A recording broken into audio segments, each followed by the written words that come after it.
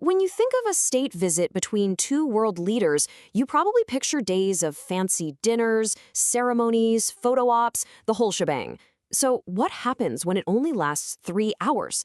Well, that's exactly what went down on January 19th, 2026. And believe me, that tiny window of time, it signals a massive, massive shift in global power. Let's get into it. Right? I mean, that's the billion-dollar question.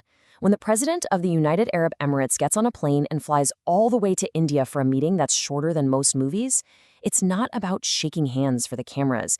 It screams urgency. It tells you something huge is going down, and we're about to find out exactly what. So here's how we're going to unpack this whole thing. First, we'll look at the visit itself. Then we'll uncover the immediate crises that were forcing their hand. From there, we'll zoom out to the really big picture. A new kind of Cold War brewing in the Gulf, the mad scramble for powerful new friends, and why this new India-UAE connection is suddenly one of the most important in the world. All right, first up, let's talk about the meeting itself. You can forget all the usual pomp and circumstance. This was a masterclass in getting things done fast. So you've got the key players, the UAE's president, Mohamed bin Zayed Al Nahyan, everyone calls him MBZ, and India's Prime Minister Narendra Modi. And get this, to squeeze every last second out of the visit, Modi actually met MBZ right at the airport, and their first round of talks happened in the car on the way to the official residence. I mean, not a single minute was wasted. And this is really the key. The shortness of the visit was the message. This was not a friendly how do you do. This was a high-stakes, laser-focused meeting to deal with immediate, serious threats. The fact they skipped all the ceremony, that just tells you how serious the situation really was.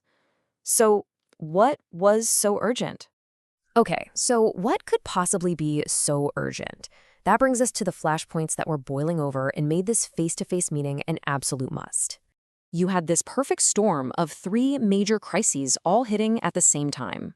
First, in this scenario, the U.S. was trying to put together this board of peace to figure out what to do with Gaza after the conflict, and both leaders needed to be on the same page. Second, you had tensions between the U.S. and Iran just going through the roof, and for the UAE, that's a potential war right on its doorstep. And third, the long-running war in Yemen was suddenly escalating and getting very personal. And this is where you can really see the dominoes fall. Look at the timing here. In late 2025, Saudi Arabia issues a warning to the UAE, its supposed ally, about its actions in Yemen. Then, just after that, Saudi Arabia signs a huge defense pact with Pakistan. And then, boom, just weeks later, the UAE's president is in India, locking in his own powerful partnership. That's not a coincidence, folks. That is a direct, calculated response. And that chess move we just saw, well, it's a symptom of a much, much deeper conflict that's been bubbling under the surface. A new Cold War between two of the Gulf's heavyweight powers. For the longest time, Saudi Arabia and the UAE were seen as this inseparable pair. Well, those days are over. They are now locked in what experts are calling a Gulf Cold War. It's this incredibly fierce competition for who's going to be the top dog in the region, and they're fighting it with money, with diplomacy, and through other countries' armies. Everything short of shooting at each other directly. And this competition, it's not happening in just one place. It is everywhere. In the military world, they're backing opposite sides in brutal wars from Yemen to Sudan. Diplomatically, they're building their own rival teams, their own alliances. And economically, it is a bare-knuckle brawl for everything from who's going to be the region's main business hub to who gets to pump more oil. So, what happens when old friendships start to crack? You guessed it, a mad dash to find new, powerful allies. And it's completely redrawing the map of the entire region. And what's emerging are two very different, very distinct camps. On one side, you have Saudi Arabia teaming up with Pakistan in a serious mutual defense pact. The key phrase here is, an attack on one is an attack on both. That basically gives Saudi Arabia cover from Pakistan's nuclear weapons. But on the other side, the UAE is building a totally different kind of alliance with India, one that's less about sheer military numbers and more about high-tech defense and industrial power. This table really lays it all out, nice and simple. The Saudi-Pakistan deal, it's a classic military alliance. Its goal is strength in numbers. The UAE-India partnership is something new. It's built for the 21st century. It's all about technology, industry, and smart power, with the very clear goal of balancing out what their rivals are doing. Two totally different playbooks for a very uncertain future. Which leads us to the big question, right? Of all the countries in the world, why India? Why is this partnership the UAE's answer to this whole new world it finds itself in? Well, the answer comes down to people, power, and money. Okay, first off, let's just look at sheer size. Saudi Arabia is a way bigger country, population-wise. I mean, it's more than 3 times the size of the UAE. That demographic fact alone puts the UAE at a disadvantage, one it has to make up for by having really powerful friends. But this is where it gets absolutely fascinating. Take a look at the UAE's own population breakdown. Just look at that huge piece of the pie. The Indian community makes up over a third of the entire country's population. This goes way beyond just business deals.